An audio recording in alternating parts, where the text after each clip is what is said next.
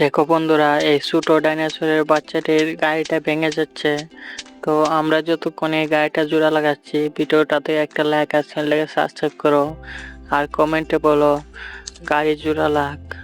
এখন গাড়িটা জোড়া লাগাচ্ছি। এইটা এইটা এইটা এটা বসবে এখানে। বসে গেছে। তারপর গ্লাস, একটা গ্লাস বসে গেছে। তারপর তারপর দেব এটা এটা বসছে না কেন? এটা বসে গেছে এটা।